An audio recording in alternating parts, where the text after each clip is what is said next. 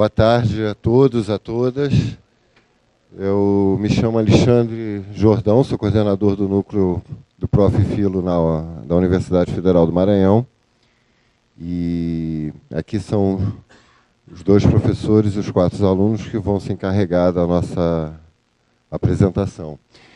E eu queria só brevemente falar um pouco até sobre o título, porque a nossa apresentação ela envolve justamente esses 2 aspectos. De um lado, as experiências, né, por parte dos alunos, e outra, a questão dos desafios, principalmente na questão, acho que pouco citada aqui, que me parece fundamental, né, para ser discutido nesse nosso encontro, né, que é o grande desafio que a gente tem enfrentado na UFMA, que eu acho que deve ser um desafio compartilhado por todos nós, né? A questão dessa aproximação que o mestrado profissional provocou entre uma pesquisa filosófica e uma pesquisa educacional, né? Então, como fazer uma pesquisa no contexto do Prof. Filo que não seja uma pesquisa nos moldes de uma pesquisa acadêmica, puramente filosófica, né? E também não seja uma pesquisa também apenas educacional. Como, né, enfrentar um desafio de você ter uma pesquisa educacional envolvendo dados empíricos, análise desses dados, e, ao mesmo tempo, manter, né, esse caráter, essa identidade filosófica dessa pesquisa. Eu acho que é um desafio provavelmente enfrentado por todos nós aqui, né? Nós, no núcleo da UFMA, eu considero que a gente teve uma sorte na composição do nosso corpo docente, porque nós temos 2 professores do Departamento de Educação, no caso aqui o professor Acildo Leis, né, junto com o professor Rodrigo, que não está presente aqui, e que tem nos dado esse aporte, né, do ponto de vista educacional, para a gente pensar os projetos, avaliar e encaminhar eles, né. Então, eu gostaria também de fazer menção a 2 professores, duas professoras do nosso núcleo que estão presentes aqui, a professora Maria Olília e a professora Marli, professoras nossas que vieram por conta própria, né? E passo a palavra, então, para os meus colegas. Em primeiro lugar, o professor Almir. Obrigado, gente. Boa tarde.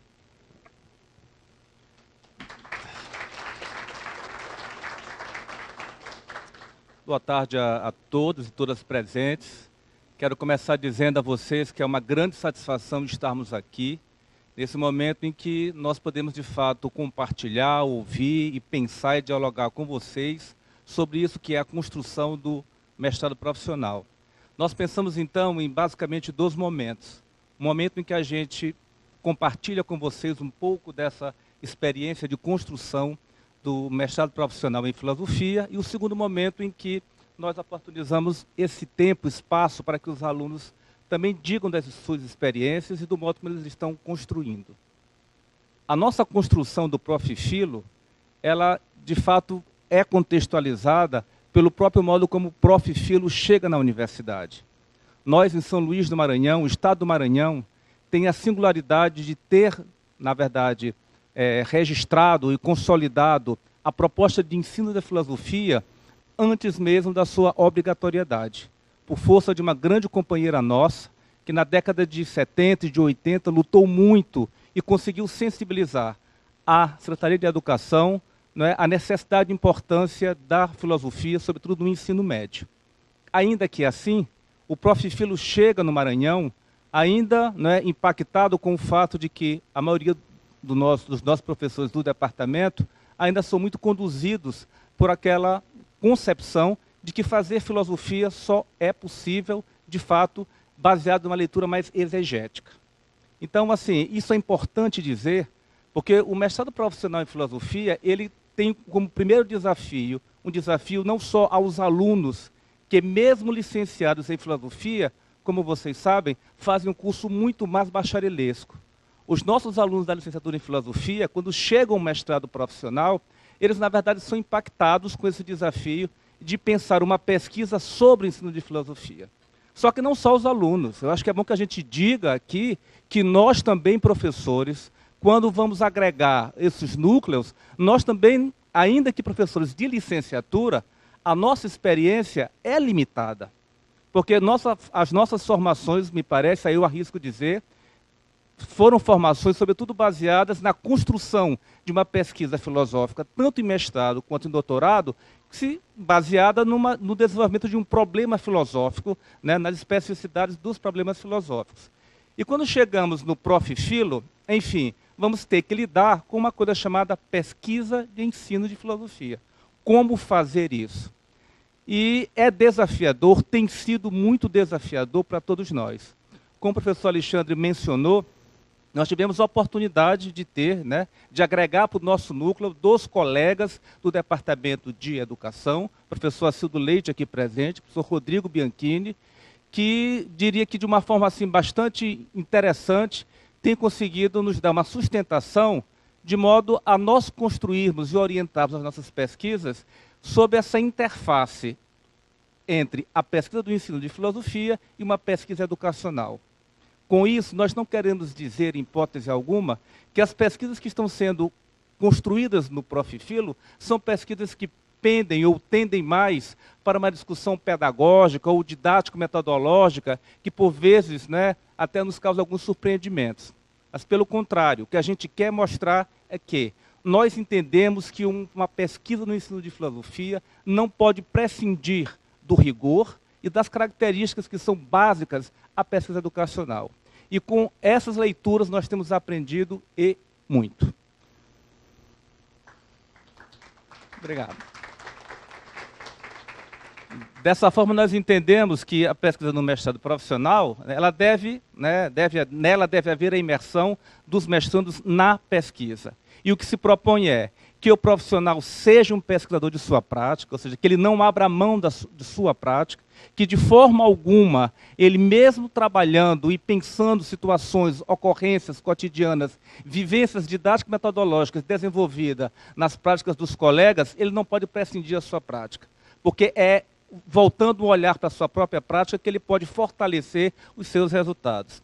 Que a formação esteja toda ela orientada para a pesquisa, que o trabalho final de conclusão seja o resultado dessa pesquisa. Ora, nesse propósito, a pesquisa no Prof. Filo, nós entendemos, ela assume uma singularidade, porque ela ultrapassa os limites de uma simples discussão conceitual e ela exerce a própria pergunta, como que esses conceitos filosóficos, como que a fundamentação filosófica pode, de fato, né, me dar munição para pensar uma situação prática vivenciada nas escolas. Dito isso, né, nós queremos fazer um recorte aqui sobre a disciplina Seminário de Projeto, porque tanto eu quanto o professor Acildo e o professor Plínio, nós somos professores dessa disciplina. Dizer a vocês assim, do imenso prazer que eu tenho, né, que é trabalhar com o meu colega, amigo professor Acildo, não só por ser meu amigo, mas porque de fato ele tem dado um suporte muito grande e tem oportunizado isso que por vezes se tornou até um litígio, que é a relação entre filosofia e educação.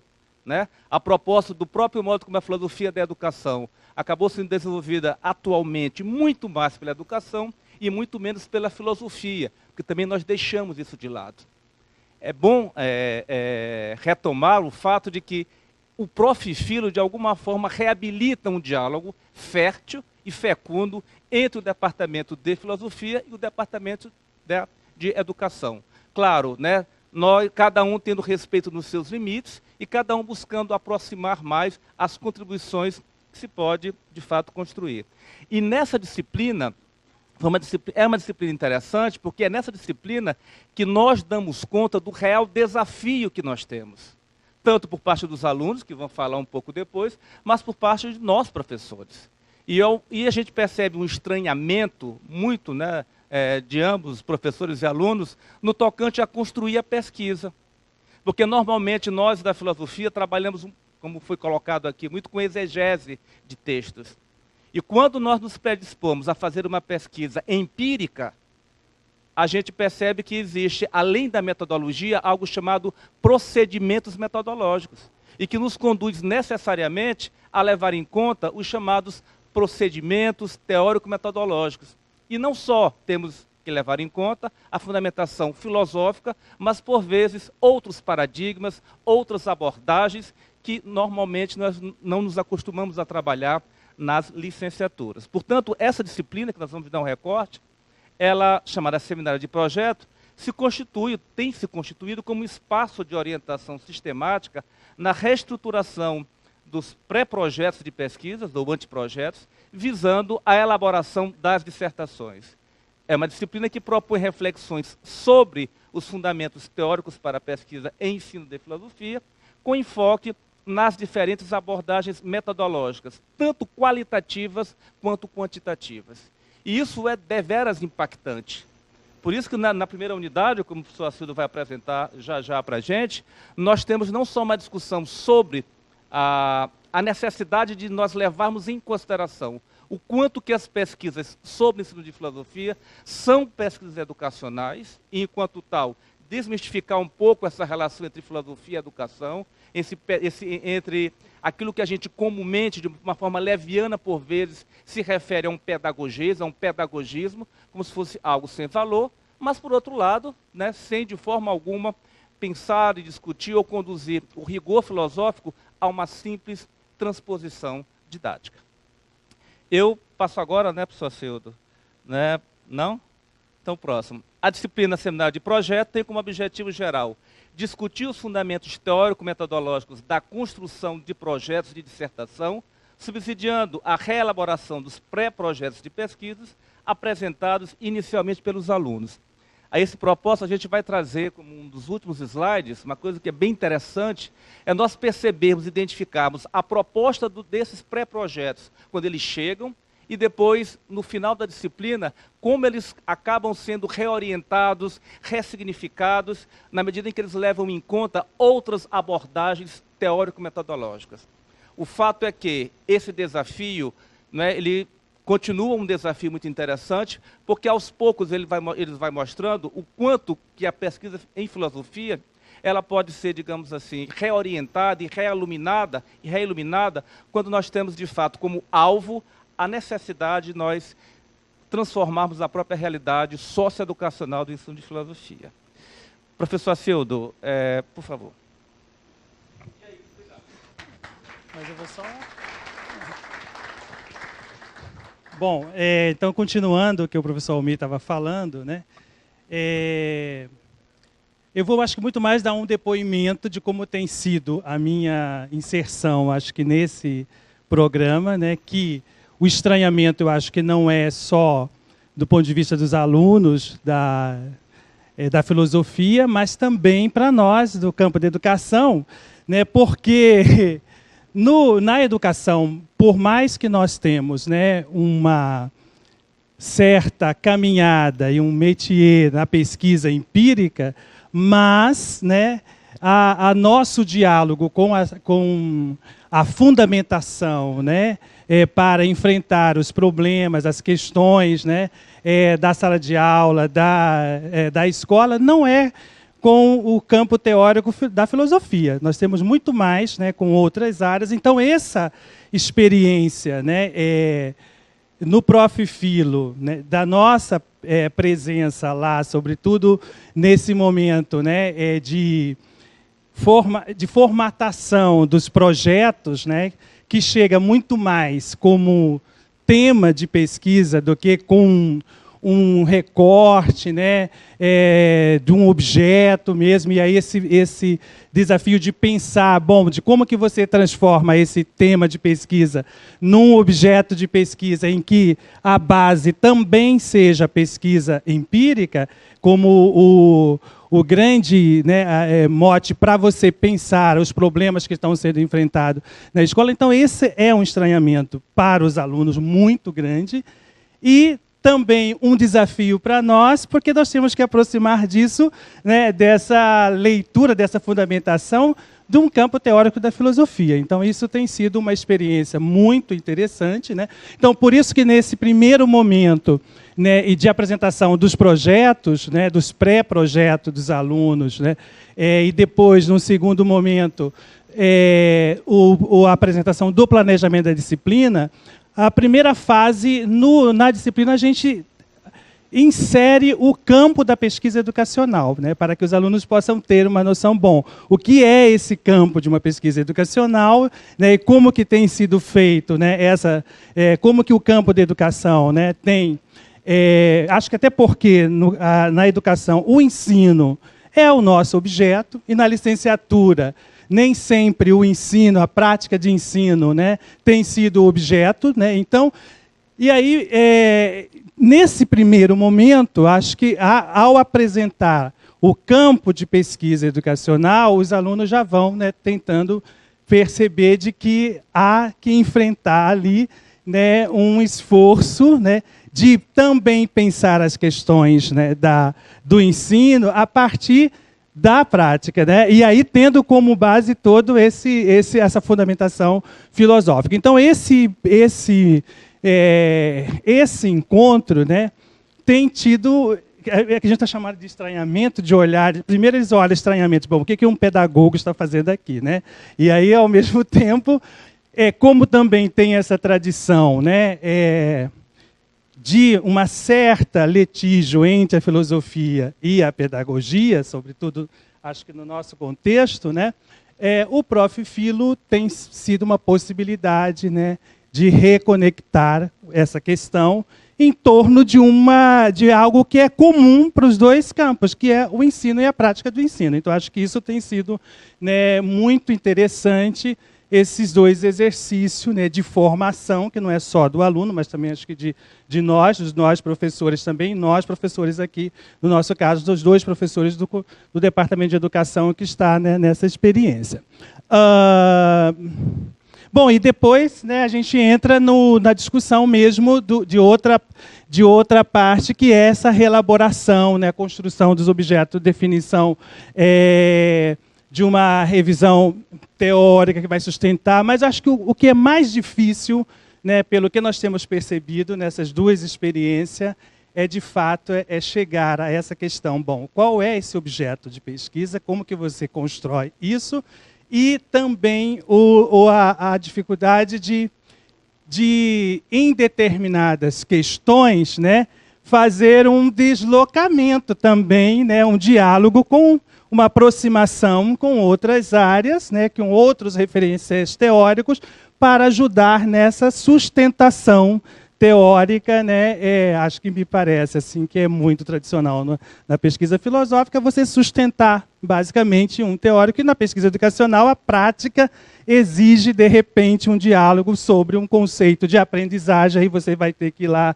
né, ancorar um pouco lá na psicologia e trazer. Então, eu acho que isso tem sido um aprendizado, eu acho que a escola e a educação, né, a possibilidade dos alunos, né, olhar a sua realidade, a sua prática, os desafios que estão colocados, né, pela escola para nós, né, universidade, para os alunos também como mestrando, de uma possibilidade de riqueza, né, e de uma consolidação, de uma aproximação que eu acho que é salutar, que é importantíssimo, né, retomar essa relação entre a pedagogia e a filosofia em torno dessas questões, né, que é o ensino e a prática, né, do ensino. Então, acho que é um pouco isso aí. Acho que sim. Bem, em seguida a gente passa a ouvir um pouco. Tá, obrigado. Quer mostrar agora? Você pode. A gente vai apenas mostrar agora o quadro do antes e do durante, né? Da turma de 2017.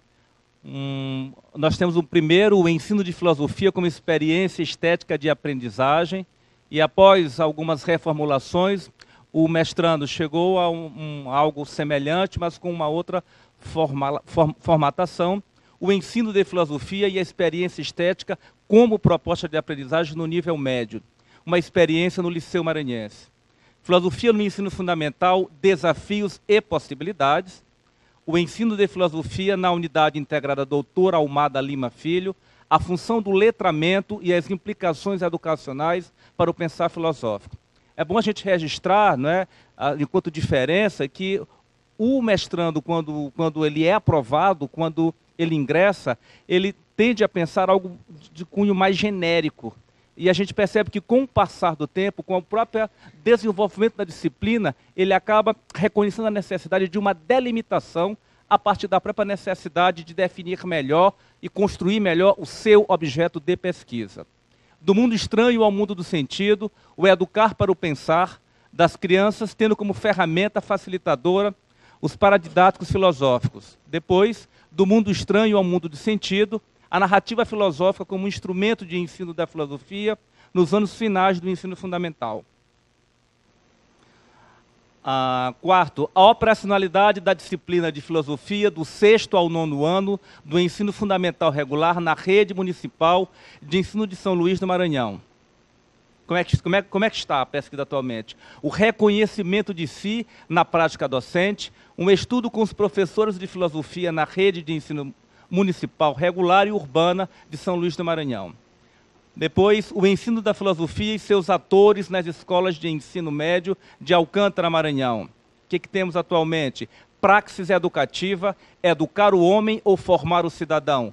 Aproximações e antagonismo do ensino de filosofia a partir das concepções educativas do Emílio de Jean-Jacques Rousseau. Sexto, sobre o problema da empatia no ensino de filosofia. A filosofia como um ensino para a empatia. Acabou? Bem, e mais alguns, né, que a gente não vai agora ler todos, para a gente, de fato, garantir um tempo para que os alunos possam, então, apresentar. Muito obrigado. Eu passo em seguida a apresentação dos nossos mestrandos. Eu me chamo Danilo, eu sou aluno do Prof. E antes de começar a minha fala, eu queria colocar para vocês 2 desafios que eu tive no início. Que primeiro é um que todos vocês também já passaram, que é exatamente conciliar a teoria com a prática. É muito difícil às vezes. E outro ponto é que eu queria, dentro da minha pesquisa, trabalhar elementos que fizessem parte da cultura dos meus alunos. E no decorrer desse mestrado, eu consegui colocar isso em prática, graças à minha orientação. Obrigado, minha orientadora que está também aqui assistindo a minha fala e dos meus colegas. E o título da minha pesquisa é A Arte Narrativa como Experiência do Ensino de Filosofia no Nível Médio. Eu me proponho a analisar a proposta da arte narrativa como recurso metodológico para o ensino de filosofia em nível médio, em uma escola da rede estadual de ensino do Maranhão, um colégio integral. E eu penso que a utilização desse tipo de recurso poderá facilitar para que o professor ele possa, de fato, conseguir alcançar a aprendizagem dos seus alunos. A fundamentação teórica da minha pesquisa se baseia principalmente no pensamento de Hannah Arendt acerca da educação. E eu coloco para vocês o seguinte, que para Hannah Arendt, uma educação que não tem em vista iniciar os recém-chegados e formar uma identidade de preservação e renovação do mundo, degenera o espaço público. Então, a partir disso, é necessário pensarmos que cabe ao professor de filosofia, já que é um mestrado profissional, assumir a responsabilidade de transmitir aos seus alunos acerca dos conhecimentos que herdamos dos nossos antepassados. E a gente percebe que a transmissão da função social do passado é algo que está ligado diretamente à educação. Esses jovens têm que ser inseridos no espaço público. É isso que nós almejamos, mas com responsabilidade para que possam também alcançar o que chamamos de amor mundi, essa responsabilidade que deve ser assumida pelo mundo. E a gente sabe que esses jovens a todo tempo estão passando por determinadas experiências, determinadas situações que contribuem, é claro, para a construção do seu pensamento. Então, o professor ele tem um papel aqui importante, que é exatamente lançar-se a partir do presente no passado e simplesmente apresentar para os jovens aquilo que há de importante, que possa servir exatamente para que ele possa se posicionar diante do mundo. E lembrando que essas informações acerca do passado contribuem tanto para a formação individual quanto coletiva. E ao ler Hannah Arendt, que é a minha principal fundamentação teórica, e também Benjamin, eu percebi que o passado ele pode ser apresentado através da arte de narrar histórias. Tanto Hannah Arendt quanto Benjamin colocam que a arte narrativa é capaz de florescer o entendimento dos homens acerca do passado. Os homens, eles conseguem pensar acerca da sua condição enquanto indivíduos que vivenciam um contexto histórico pré-existente. E como é que daria essa narrativa? Bem, quando eu narro uma história, eu não estou simplesmente transmitindo o pensamento do outro, as experiências do outro. Vai além disso. Segundo Benjamin, eu consigo, através dessa narrativa, utilizar algo que ele chama a marca do narrador, que é exatamente transformar a experiência do outro em relatos da minha própria experiência. E a gente percebe que essas referências, elas são importantes para que esses jovens possam agir no mundo. Inclusive, foi muito importante eu ser apresentado a um livro chamado Educação em Hannah Arendt, Explicações para o Currículo, de Sandra Leite, que coloca que a própria Hannah Arendt ela se posicionou diante do mundo a partir de determinadas referências, como Sócrates, Kant, Jaspers. Então, são essas referências, esses companheiros que eu quero que os alunos tenham acesso para poderem se posicionar. Eles irão escolher, a partir desse leque de informações, aquilo que, de fato, ele poderá utilizar para se manifestar diante dos demais. Sendo assim, aí surgiu o seguinte questionamento. É possível educar com responsabilidade, utilizando as narrativas como um recurso metodológico para o ensino de filosofia? Aí veio o seguinte objetivo geral, que eu gostaria que apresentasse aqui, que é analisar a proposta do uso da narrativa como recurso metodológico capaz de proporcionar um ensino filosófico, crítico e reflexivo em nível médio, no Centro de Ensino Domingos Vieira Filho. Então, estou pensando mais adiante, finalizar a minha dissertação, trabalhando exatamente essa questão do conceito de tradição a partir da temática cultura. E, a partir disso, durante essa pesquisa que está sendo executada, eu segui alguns passos. O primeiro passo para, de fato, conseguir alcançar esse objetivo é exatamente de aplicar um questionário fechado para que eu possa entender melhor a realidade do meu aluno. É um questionário socioeconômico cultural e foi colocado para a gente que isso é muito importante. Eu percebi que ele é muito valioso, de fato, para que a gente possa entender melhor o público que a gente está lidando. E também um questionário fechado acerca do contato que esses alunos tiveram no fundamental, porque eu estou trabalhando com alunos do primeiro ano do ensino médio. E eu queria, de fato, ver que tipo de contato eles tiveram com a arte de narrar no ensino fundamental. A partir de certas perguntas que meus professores ajudaram a elaborar. Aí, no segundo momento, foi exibido um filme chamado Narradores de Javé. Para quem não conhece esse filme, ele trata exatamente sobre um lugar chamado Javé. E Javé vai ser inundado, vai ficar submerso. Ok. Javé vai ficar submerso, e a única forma de não ser submerso é exatamente se aquelas pessoas puderem, de fato, resgatar o patrimônio cultural daquele lugar. A questão do passado tem que ser passado adiante, ser transmitido, já que é um patrimônio que deve ser preservado. E no próximo momento, eu coloco a relação de Hannah Arendt e Walter Benjamin acerca da tradição e da narrativa, e há uma discussão, os meninos têm que estabelecer essa relação. E eu acho que o ponto mais importante da minha pesquisa é, de fato, apresentar uma lenda que faz parte da cultura maranhense. Eu estou trabalhando a temática cultura, então, nesse momento, eu me coloco na posição de narrar uma história sobre Ana Jansen.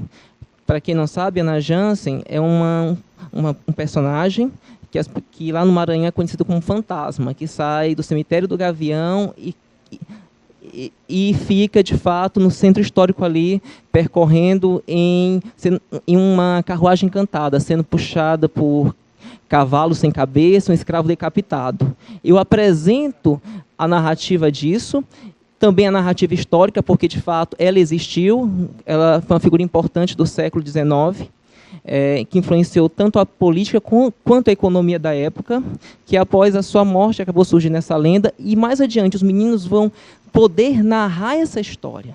Então a gente pode perceber que é uma pesquisa no qual a interdisciplinaridade, história e filosofia, eles irão renarrar essa história, e muitos desses alunos utilizaram alguns recursos para auxiliá-los. Teve peças, teve fantoches, teve curta-metragem, tudo isso feito por eles, cada qual dando o seu toque. E muito obrigado. Vou passar para o colega do lado.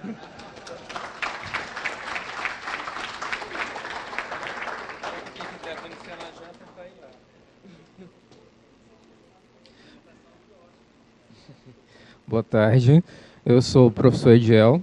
Atualmente estou tentando terminar a dissertação também.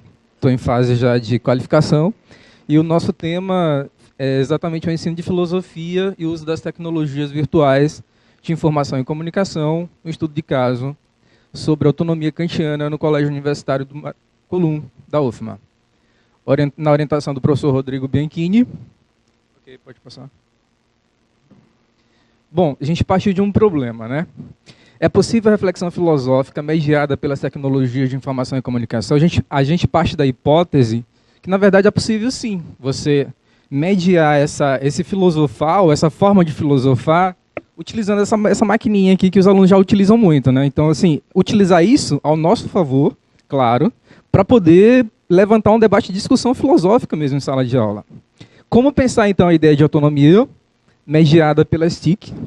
E um terceiro problema, como envolver a ideia de autonomia no pensamento kantiano e as tecnologias.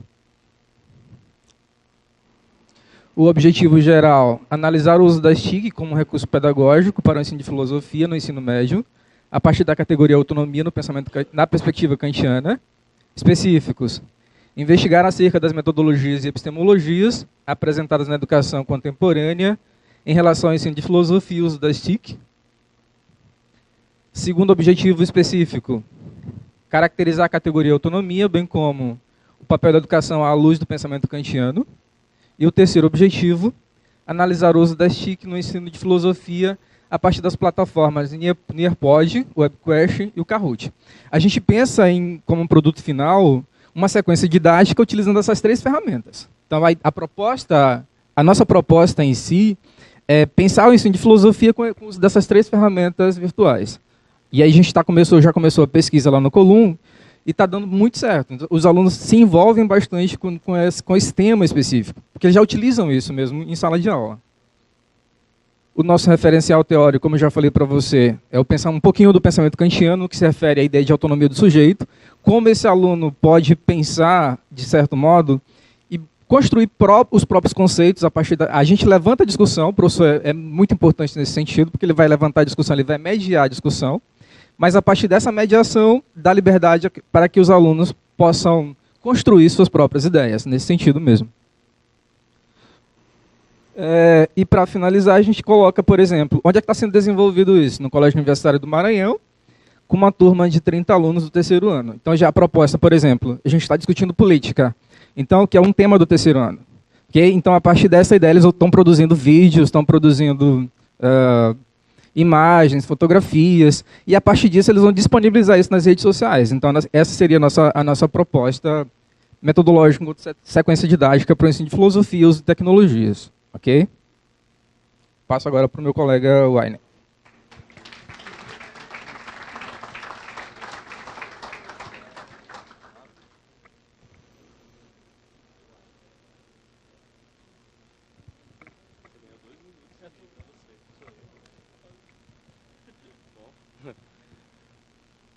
Boa tarde.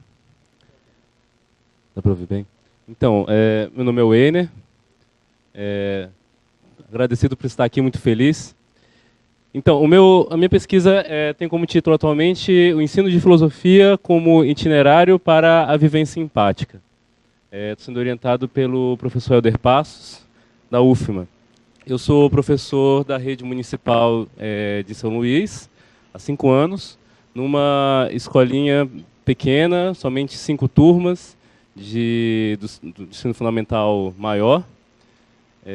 onde eu ministro aula de filosofia e de ensino religioso, porque tem completa carga horária, né? E às vezes de ciências também, né? A gente se dá essas coisas.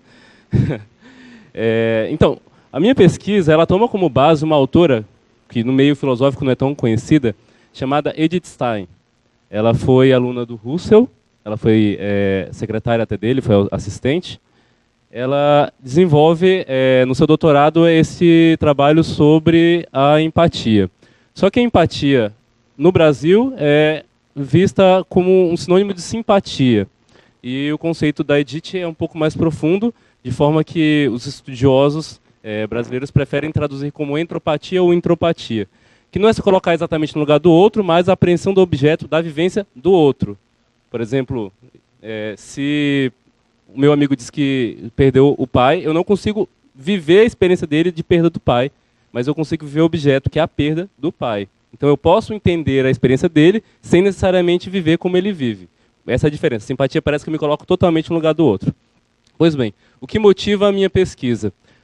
Nós temos visto que, pelo menos a minha experiência é essa, de que quando você entra em sala de aula para ensinar no 6º ano, os meninos nunca viram filosofia na vida, eles perguntam, professor, para que isso me serve? Qual a utilidade que isso vai ter? E na minha prática de 5 anos de ensino fundamental, eu percebo que eles não dão importância para o ensino, porque não veio uma utilidade prática para isso. E é claro, longe de mim querer tornar algo prático.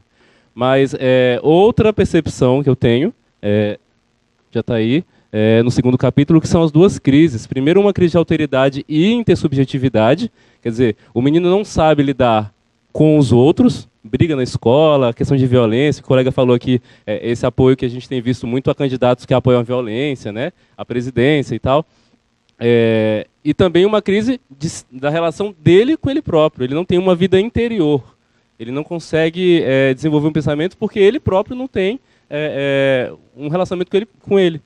Então, partindo dessas duas crises, vamos trabalhar o conceito de empatia através da filosofia como um ensino que vai levar ele a perceber-se como um ser consciente, que é capaz de elaborar conceitos, é capaz de fazer todo um trabalho filosófico, intelectual, e isso vai levar ele a conseguir se relacionar melhor com o outro. Porque a filosofia não é só um ensino para levar o menino a ser um intelectual, mas um ensino que vai fazer ele se tornar, como ser humano, um ser humano. Né? E eu percebo que falta a nossa sociedade é isso. A falta desse ensino das ciências humanas para tornar ele humano. Né? Às vezes a gente fala de ensino de filosofia como algo que, como esperando que ele vá se tornar um filósofo, um acadêmico. Isso o menino vai fazer, talvez ele vai ser um mecânico, talvez vai ser um padeiro, vai trabalhar muito bem nisso que ele está fazendo, vai ganhar vida com isso, mas ele precisa ter um conhecimento filosófico. Então, esse é o motivo da pesquisa.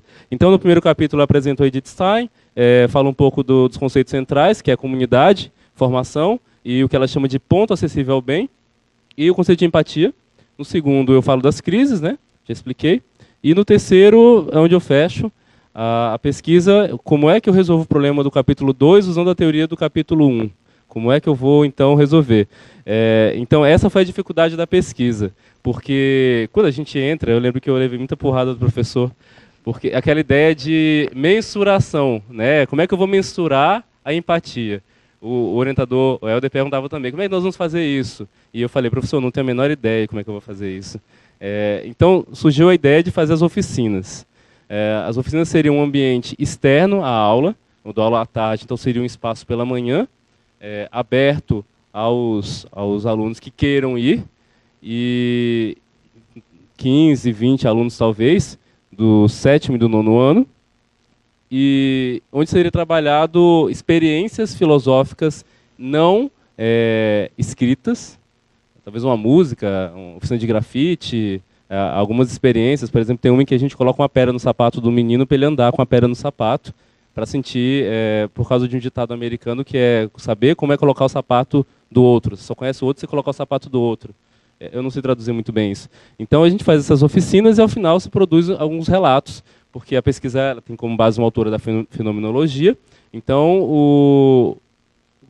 o trunfo seria ouvir dele antes, como é que ele via a relação dele com ele próprio, com a família, com os amigos, durante, se alguma coisa está acontecendo, e no final, se alguma coisa aconteceu, se houve uma mudança, se ele se percebeu diferente enquanto ser humano. E então fazer a coleta desses relatos, e colocar como uma experiência dele, né? Ver se a experiência dele então foi válida. Então não há uma mensuração da empatia, não dá para fazer isso. O que dá para perceber, o que dá para relatar é se ele percebe que ele agora é um ser um pouco mais empático, né? Então eu também conto com a ajuda de um professor da UFMA, do Departamento de Psicologia, porque na Psicologia a Edith é mais estudada do que na Filosofia. E, bom, acho que tem tempo ainda? Tem, né? Não? Eu só, das dificuldades que a gente teve também, da questão da... A gente teve, né, no nosso comitê de ética, que a gente ficou por muito tempo, estamos ainda travados com isso. Tá, obrigado. Da questão da experiência na sala de aula. No meu caso, a minha pesquisa, eu não comecei ainda a prática, tenho que qualificar agora, e estou desesperado porque eu não sei como é que eu vou fazer isso, porque eu tenho que aplicar para poder qualificar. Só que a gente teve entraves em questões éticas, né, que não permitiram a gente ir adiante, justamente porque é uma pesquisa nova. Então, a gente precisa ou não precisa de uma liberação do comitê de ética? Né? Será que precisa? Como é que a gente faz? Faz sentido ou não faz? Aí fica aquela coisa, mas o colega do outro programa, ele não precisa. Por que a gente precisa? Então, uns defendiam, outros atacavam, e a gente não se entendia. E, e agora a gente resolveu, graças a Deus, ou a Nietzsche, não sei. A gente se resolveu. Mas eu digo isso por conta da experiência que eu me sinto como... aquele que vai ali desbravar um campo novo, né, com um facão, derrubando o mato e tendo que abrir o campo, né, para poder... a gente não sabe de nada, não sabe o que vai encontrar, e talvez encontre uma onça no meio do mato e até sofra uma mordida. Várias onças, né? Obrigado.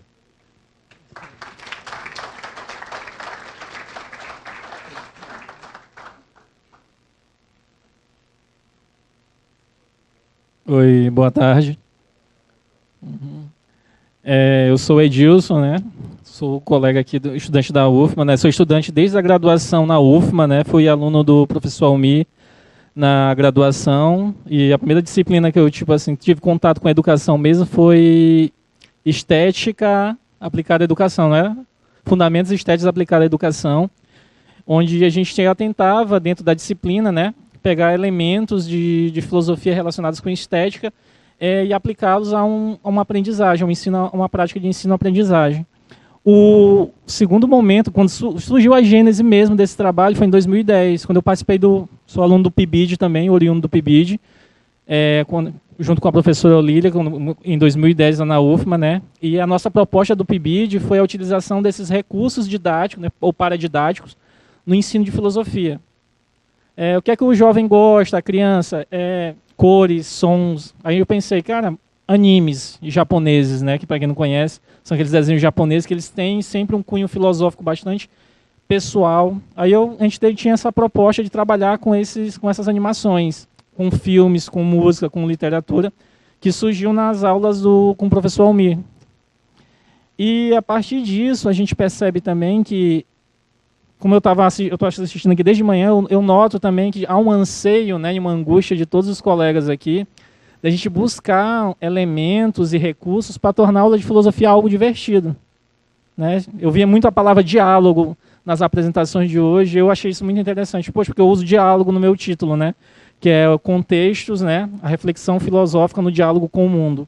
Arte, cultura e ciência.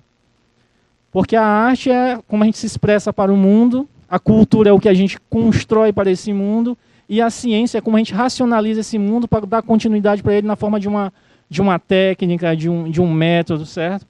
Aí eu tive essa ideia a partir dessa compreensão. E eu lembro que quando teve a entrevista do mestrado, não, foi na disciplina já do seminário de pesquisa, o professor me falou, esse trabalho não está muito grande, não está muito extenso, como é que a gente pode diminuir esse trabalho? Aí eu pensei que eu sempre gostei da disciplina de história, né? Vamos amarrar ele historicamente. Porque na filosofia, no ensino de filosofia, você ou trabalha de uma linha histórica ou temática. Aí eu pensei em trabalhar coadunado com a questão do livro de história mesmo didático. Aí o professor Almir, ele me deu um problema. Ele falou assim, por que você não usa o historicismo do Dilthey? E o bom, não lembra, né? Aí o bom do historicismo do Dilthey é que o Dilthey ele também te dá uma perspectiva hermenêutica. Ele te dá uma compreensão hermenêutica da questão da visão de mundo do indivíduo com as visões de mundo colocadas pelo mundo, que é as ideologias, as teorias, né? E com isso eu consegui tentar formatar um layout que eu estava meio perdido, que é essa questão das metodologias e da pesquisa. Aí aqui outro indivíduo que ajudou na concepção para chegar no trabalho. Que no começo a gente, como é que é o trabalho? É quant ou é quali? Aí o Acildo, não é nenhum dos dois, Edilson, o que tu quer fazer é uma etnografia. Aí o que acontece? Nós que estamos enveredando, pegando a fala do professor Almir, nesse caminho da pesquisa epistemológico-prática, ou teórico-metodológico, a gente da filosofia que tem muita cabeça, como o Tales, né, muita cabeça no mundo das ideias, ou olhando muito para o céu, a gente fica meio perdido nessa questão da pesquisa. Mas isso é de suma importância. Tanto é que quando eu desenvolvi essa questão da... Pode passar para o próximo slide. Eu só tenho esses 2 slides, se preocupem não. Aí o que acontece? Quando o professor Acildo falou, Edilson, tua pesquisa então ela é etnográfica, aí me deu uns textos para eu ler, aí eu consegui, a partir desses textos, formular questões do que eu queria escrever. Eu sabia o que eu queria escrever, só que eu não sabia formatar como eu queria escrever para um projeto de pesquisa. E a partir desses processos do projeto de pesquisa, detalhe, o meu projeto, daqueles professores apresentaram aí, não mudou o título, mas ele mudou o formato. Ele mudou totalmente o formato, né, da estrutura de como seria o projeto. Que seria, então, os meus objetos, né, o conteúdo interdisciplinar e a contextualização. Aí eu volto de novo, porque os colegas estavam apresentando aqui, né, o diálogo. Como é que se dá esse diálogo com a filosofia? Se a gente for pegar o livro do professor Hilton Japiaçu, de 1979, né, A Patologia do Saber, que é o primeiro livro sobre interdisciplinaridade no Brasil, ele vai falar exatamente isso. Ele vai falar que o interdisciplinar, ele se coloca como um tronco, onde você vai ter um conhecimento, no caso a filosofia, que é um conhecimento que versa tanto pela matemática, quanto pela física, quanto pela química. E eu achei o projeto institucional do pessoal da UFAM muito parecido com a proposta que eu estou fazendo de dialogar com essas disciplinas, só que devido ao tempo e à demanda, eu reduzi, né, esses temas, onde a filosofia pode dialogar com a cultura, com a arte, com a ciência, né, dentro dessa perspectiva interdisciplinar, onde você tem a filosofia como um tronco comum, e da perspectiva hermenêutica, que você vai compreender e contextualizar isso para a visão do aluno. Como?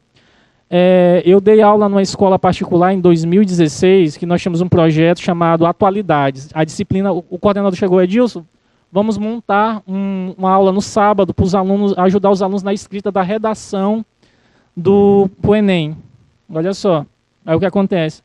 Não existe material. Eu pegava um tema de internet, do jornal, montava uma aula, e a partir disso a gente ia montando essa disciplina. Como? Mas sempre com a perspectiva filosófica. Na época, eu lembro que teve uma aula sobre a bomba os 70 anos de Hiroshima. Eu sei que a aula foi de Hiroshima para o que é controle, o que é poder, que é uma questão totalmente filosófica, a partir de uma questão histórica, aí você trabalha o quê? Física, história, sempre dentro de um contexto filosófico.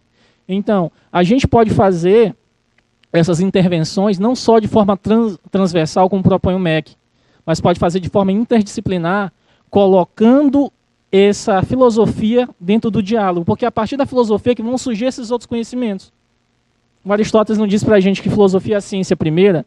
Se ela é a ciência primeira, então por que a gente não dialoga com essas outras disciplinas? Então a proposta da minha pesquisa de mestrado é tentar dialogar com esses outros conhecimentos do ensino, né, fazendo com que o aluno ele crie um interesse por esse e veja dentro desses conteúdos que há uma reflexão, que há um aprendizado que para ele é chato. A matemática é chato.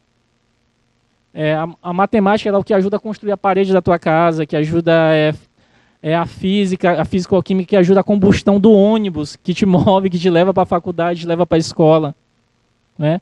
Então, todas essas questões, elas estão dentro de uma perspectiva filosófica, ou seja, a realidade está aí, basta que a gente aprenda, né, aprenda a reenxergar essas nuances da realidade. E como todo mundo colocou aqui, eu falo dos meus colegas e falo dos outros colegas que apresentaram, né, esse diálogo com o mundo, ele está aí o tempo todo. E o maior desafio da gente é tentar fazer com que esse aluno ele se interesse por esse aprendizado. E a gente vê muito importante a questão do Prof. Filo, exatamente por isso. Parece que quando a gente entra no Prof. Filo, Eu acho que tanto os professores da gente quanto os colegas mestrandos, a gente modifica e altera a forma da gente ensinar e conceber o que a gente aprendeu e o que a gente tenta transmitir. Eu penso dessa forma e tenho a agradecer aqui aos meus 2 professores e mais 2 que não vieram também, que é o professor Márcio Cleus e o professor Rodrigo, né, que foram fundamental nessa parte dessas metodologias, dessas nuances que a gente não entende, né, professor? Então, gente, eu acho que é só isso que eu tenho para apresentar para vocês e muito obrigado.